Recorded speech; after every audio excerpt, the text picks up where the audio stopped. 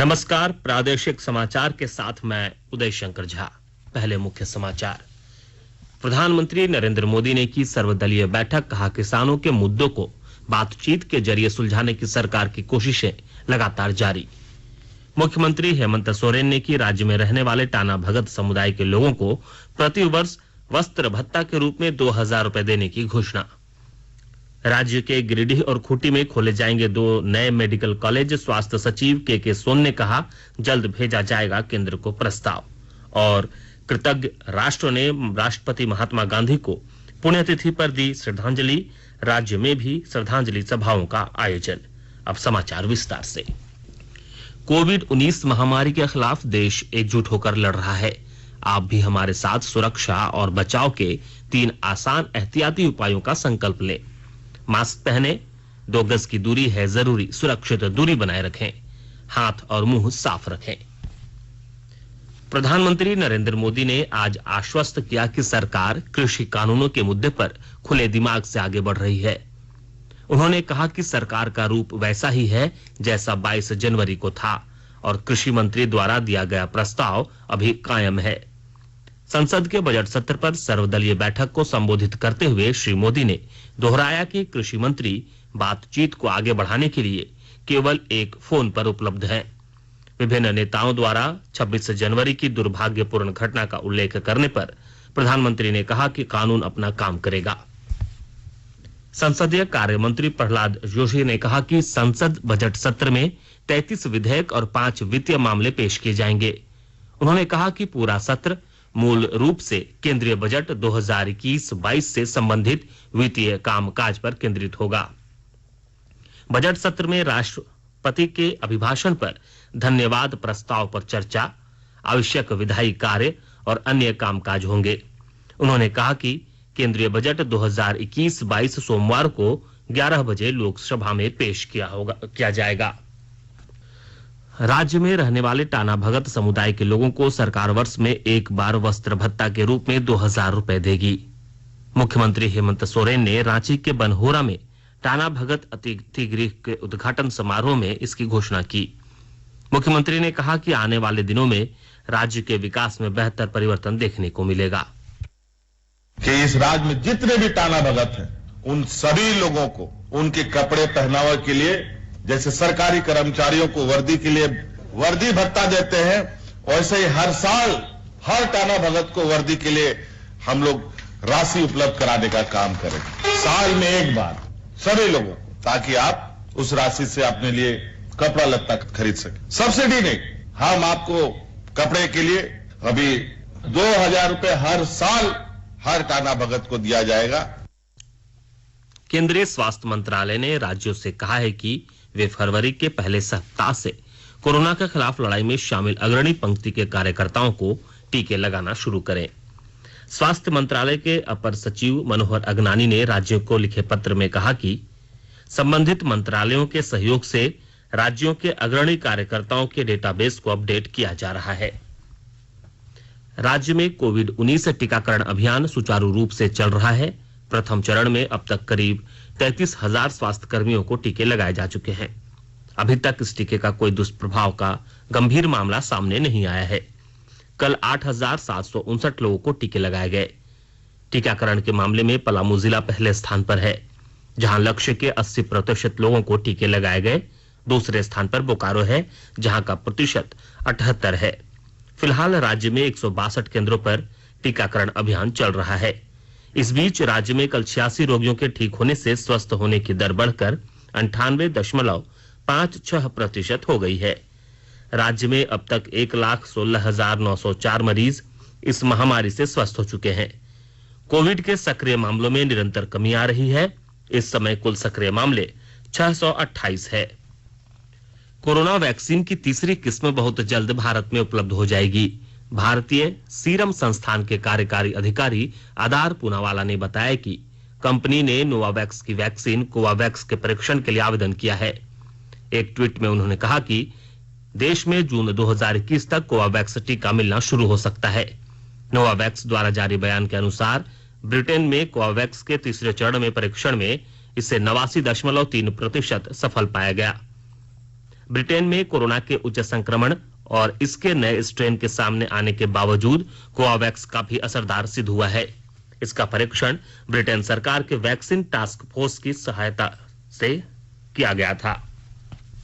राष्ट्रपति रामनाथ कोविंद ने आज पल्स पोलियो कार्यक्रम 2021 के पहले चरण की शुरुआत राष्ट्रपति भवन में एक बच्चे को पोलियो खुराक पिलाकर की। इस अवसर पर देश की प्रथम महिला सविता कोविंद, केंद्रीय स्वास्थ्य मंत्री डॉक्टर हर्षवर्धन और स्वास्थ्य राज्य मंत्री अश्विनी कुमार चौबे भी उपस्थित थे। कल पोलियो टीका पिलाने का पहला दिन होगा। इसे राष्ट्रीय टीका दिवस या पोलियो रविवार भी कहा जाता है। मुख्यमंत्री हेमंत सोरेन ने देवघर के जिला अवर निबंधक राहुल चौबे को निलंबित करने से संबंधित प्रस्ताव को स्वीकृति दे दी है। श्री चौबे पर देवघर जिले के देवीपुर अंचल में 31 एकड़ जमीन के निबंधन में नियम कानूनों की अवहेलना करने का आरोप है। इस मामले में देवघर के उपायुक्त द्वारा राजस्व निबंधन एवं भूमि सुधार विभाग को जो रिपोर्ट सौंपी गई है, उसके मुताबिक श्री चौबे ने व्यक्तिगत लाभ के लिए तथ्यों को जानबूझकर नजरअंदाज करते हुए जमीन का निबंधन किया था। आकाशवाणी के ताजा तरीन समाचारों के लिए आप हमारी वेबसाइट news.air.com पर लॉग इन कर सकते हैं। ताजा समाचार Twitter handle @AIR News Alerts और Facebook page All India Radio News पर भी उपलब्ध है। आप प्रादेशिक समाचार एकांश के Twitter handle @AIR News Ranchi और Facebook page AIR News Ranchi के अलावा YouTube channel AIR News Ranchi पर भी हमारे बुलेटिन सुन सकते हैं। प्रादेशिक समाचार आप आकाशवाणी रांची से सुन रहे हैं और अब पेश है कोरोना से बचाव के कुछ संदेश। कोविड-19 से बचाव और सुरक्षित रहने के 3 उपाय। मास्क लगाएं, 2 गज दूरी है जरूरी, सुरक्षित दूरी रखें, हाथ और मुंह साफ रखें।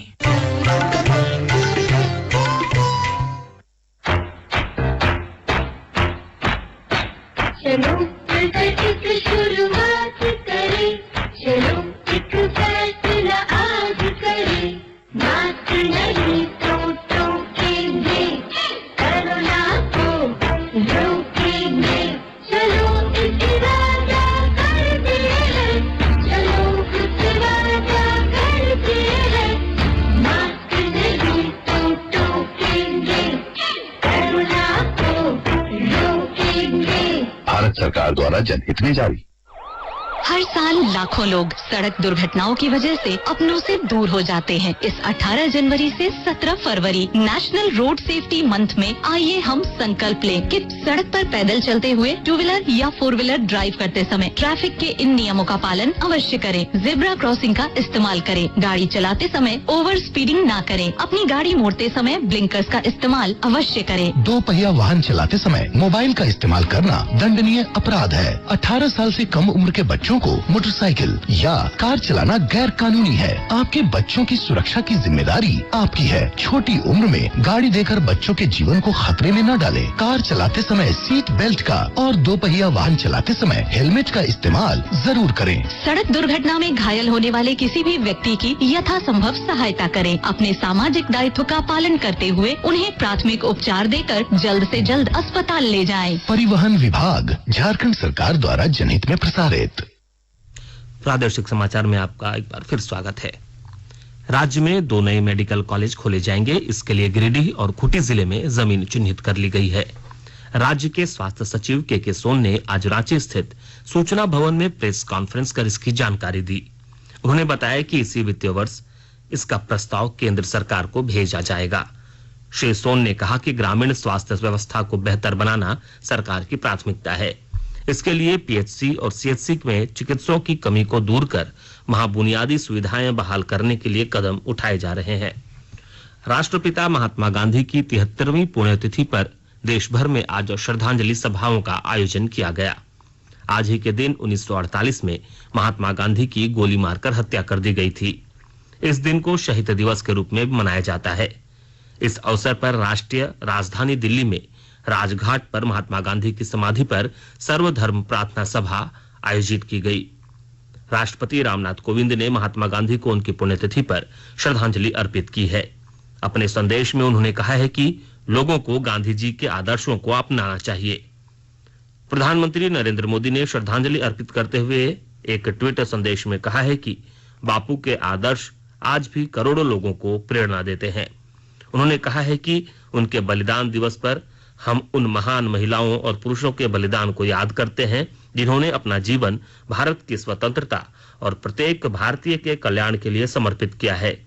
वहीं राजधानी रांची के मोरहाबादी स्थित बापू वाटिका में राज्यपाल द्रौपदी मुर्मू और मुख्यमंत्री हेमंत सोरेन ने बापू की प्रतिमा पर श्रद्धा सुमन अर्पित किए। शहीद दिवस पर आज राज्य भर में कई कार्यक्रम आयोजित किए गए। विभिन्न जिलों में राष्ट्रपिता महात्मा गांधी समेत स्वतंत्रता संग्राम में अपने प्राणों की आहुति देने वाले शहीदों को श्रद्धांजलि दी गई। रामगढ़ जिले में महात्मा गांधी की पुण्यतिथि पर विशेष श्रद्धांजलि सभा आयोजित की गई। इसमें जिले के पुलिस अधीक्षक प्रभात कुमार और उप विकास आयुक्त नागेंद्र कुमार सिन्हा भी शामिल हुए। उधर पूर्वी सिंहभूम जिले में भी 2 मिनट का मौन रखकर महात्मा गांधी को भावभीनी श्रद्धांजलि अर्पित की गई। जिले के उपायुक्त सूरज कुमार और वरीय पुलिस अधीक्षक डॉक्टर एम तमिल वानन ने महात्मा गांधी और अन्य शहीदों को नमन किया। उधर पलामू जिले में शहीदों की स्मृति में सभी पदाधिकारियों और कर्मचारियों ने 2 मिनट का मौन रखा। इस दौरान जिले को कुष्ठ मुक्त बनाने की शपथ ली गई। उप विकास आयुक्त शेखर जमुआर ने शपथ पत्र पढ़ा, जिसे सभी पदाधिकारी और कर्मचारियों ने दोहराया। पाकुड़ जिले में प्रधानमंत्री मत्स्य संपदा योजना के जरिए नीली क्रांति लाने का काम शुरू हो गया है। विस्तृत ब्यौरे के साथ हमारे पाकुड़ संवाददाता। प्रधानमंत्री मत्स्य संपदा योजना जिले के किसानों के आर्थिक स्वावलंबन का बेहतर जरिया साबित हो रहा है। इस योजना के तहत जिले के किसान मछली पालन कर खुद तो कमा ही रहे हैं, स्थानीय लोगों को स्वादिष्ट एवं सस्ते दर पर मछली मुहैया भी करा रहे हैं। मत्स्य विभाग आईटीसी मिशन सुनहरा कल के तहत दूसरे मछुआरों को भी मछली पालन को बढ़ावा देने के लिए प्रशिक्षण देने का काम कर रहा है। किसानों को मछली पालन करने से पूर्व तालाब, मिट्टी, जल की जांच की जानकारी देने के अलावे तालाब के आकार के मुताबिक मछली उत्पादन करने के बारे में बताया जा रहा है। जिले में कतला, सिल्वर, रोहू, गोल्डन सहित 6 तरह के प्रजाति का मछली पालन किया जा रहा है। राम प्रसाद सिन्हा, आकाशवाणी समाचार, पाकुड़। केंद्र सरकार ने जनजातीय समूहों को वन्य उपज का उचित मूल्य और पारिश्रमिक प्रदान करने के लिए न्यूनतम समर्थन मूल्य योजना बनाई है। इसमें वन्य उपज में 14 नए प्रकार के लघु वन उत्पादों को भी शामिल करने का निर्णय लिया गया है। इन वस्तुओं में तसर, रेशम कीट, कोकून, सूखा सेव, बांस, मलकानगनी बीज और जंगली सूखा मशरूम शामिल है। केंद्र सरकार ने 2011 में न्यूनतम समर्थन मूल्य और एमएफपी योजना में लघु वन उपज के विपणन के लिए वस्तुओं की एक चयनित सूची के लिए न्यूनतम समर्थन मूल्य रखा था। इसका उद्देश्य वंचित जनजातीय लोगों को सामाजिक सुरक्षा प्रदान करना है और उनके सशक्तिकरण में सहायता करना है। प्रधानमंत्री नरेंद्र मोदी कल आकाशवाणी पर मन की बात कार्यक्रम में लोगों के साथ अपने विचार साझा करेंगे। यह इस कार्यक्रम का 73वां संस्करण होगा। इसे आकाशवाणी और दूरदर्शन के पूरे नेटवर्क पर और AIR न्यूज की वेबसाइट www.newsonair.com और news on AIR mobile app पर भी प्रसारित किया जाएगा। इस कार्यक्रम को आकाशवाणी, दूरदर्शन समाचार, प्रधानमंत्री कार्यालय और सूचना तथा प्रसारण मंत्रालय के YouTube चैनलों पर लाइव स्ट्रीम किया जाएगा। हिंदी प्रसारण के तुरंत बाद क्षेत्रीय भाषाओं में इस कार्यक्रम का प्रसारण किया जाएगा। क्षेत्रीय भाषा संस्करण रात्रि 8 बजे दोबारा प्रसारित किए जाएंगे। और अब संक्षिप्त खबरें। धनबाद जिले में केंद्रीय शिक्षक पात्रता परीक्षा के लिए 17 परीक्षा केंद्र बनाए गए हैं। कल प्रथम पाली की परीक्षा सुबह 9:30 बजे से 12 बजे तक और द्वितीय पाली की परीक्षा 2 बजे से शाम 4:30 बजे तक होगी। नक्सलियों से साठगांठ की जांच को लेकर NIA की टीम आज लोहरदगा जिले में छापेमारी की। इस दौरान NIA की टीम ने किस्को मोड़ स्थित एक घर में करीब 1.5 घंटे तक जांच की। कांग्रेस के प्रदेश अध्यक्ष डॉक्टर रामेश्वर उरांव के नेतृत्व में आज पार्टी के कार्यकर्ताओं ने रांची के मोरहाबादी स्थित बापू वाटिका में राष्ट्रपिता महात्मा गांधी की प्रतिमा पर माल्यार्पण कर उन्हें श्रद्धांजलि दी। रांची की बुंडू नगर पंचायत क्षेत्र के लिए आज 2 करोड़ रुपए से ज्यादा की 33 योजनाओं का शिलान्यास किया गया। इस मौके पर अन्य लोगों के अलावा विधायक विकास सिंह मुंडा और नगर पंचायत अध्यक्ष राजेश उरांव भी मौजूद थे। अंत में मुख्य समाचार एक बार फिर। प्रधानमंत्री नरेंद्र मोदी ने की सर्वदलीय बैठक, कहा किसानों के मुद्दों को बातचीत के जरिए सुलझाने की सरकार की कोशिशें लगातार जारी। मुख्यमंत्री हेमंत सोरेन ने की राज्य में रहने वाले टाना भगत समुदाय के लोगों को प्रतिवर्ष वस्त्र भत्ता के रूप में 2000 रुपए देने की घोषणा। राज्य के गिरिडीह और खूंटी में खोले जाएंगे 2 नए मेडिकल कॉलेज। स्वास्थ्य सचिव के सोन ने कहा, जल्द भेजा जाएगा केंद्र को प्रस्ताव। और कृतज्ञ राष्ट्र ने राष्ट्रपिता महात्मा गांधी को पुण्यतिथि पर दी श्रद्धांजलि। राज्य में भी श्रद्धांजलि सभाओं का आयोजन। इसके साथ ही आकाशवाणी रांची से प्रादेशिक समाचार का ये बुलेटिन समाप्त हुआ। नमस्कार। घर में रहिए, सुरक्षित रहिए और सुनते रहिए आकाशवाणी।